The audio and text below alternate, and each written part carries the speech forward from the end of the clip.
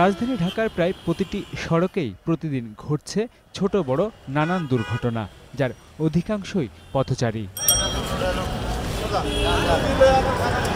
সময় বাঁচাতে জীবনের ঝুঁকি নিয়ে দ্রুত রাস্তা পারাপারের সময় সড়ক দুর্ঘটনার সংখ্যাই সবচেয়ে বেশি। পাশেই ফুট ওভারব্রিজ কিংবা আন্ডারপাস থাকা সত্ত্বেও পথচারীদের তা ব্যবহারে অনীহা। তাড়াতাড়ি ছিল, দরকার ছিল, এখানে অনেকে পার হচ্ছে, তা আমি চলে আসলাম। আসলে পার হওয়া ঠিক না, তারপরেও দ্রুত করার জন্য চলে আসলাম। রিস্ক নিয়ে যাই, কিন্তু এটা অরিজিনালি ঠিক না। তবে যারা ফুট ওভারব্রিজ ব্যবহার করেছেন তাদের কণ্ঠেও আছে নানান অভিযোগ।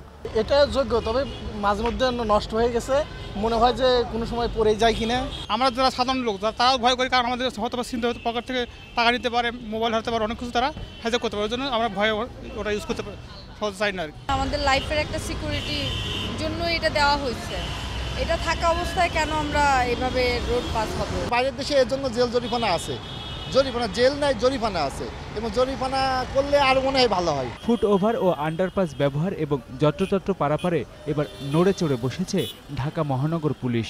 সংবাদ সম্মেলন করে আগাম জানান দিলেন ডিএমপি কমিশনার। যদি কেউ এই যেখানে ফুট ওভার ব্রিজ রয়েছে, যেখানে আন্ডারপাস রয়েছে, সেখানে তারা যদি এরকম এগুলো ব্যবহার না করে যত্রতত্র গাড়ি এরকম সামনে হাত তুলে রাস্তা পারাপারের চেষ্টা করে, তাহলে মোবাইল কোর্টের ম্যাজিস্ট্রেটগণ ওখানে থাকবেন।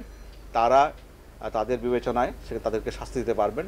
শাস্তির পরিমাণ হতে পারে 200 টাকা জরিমানা অথবা 6 মাসের জেল। প্রাথমিকভাবে রাজধানীর রূপসী বাংলা হোটেলের মোড় থেকে ফার্মগেট পুলিশ বক্স পর্যন্ত সড়কে আগামী 25শে নভেম্বর থেকে বসানো হবে ভ্রাম্যমাণ আদালত।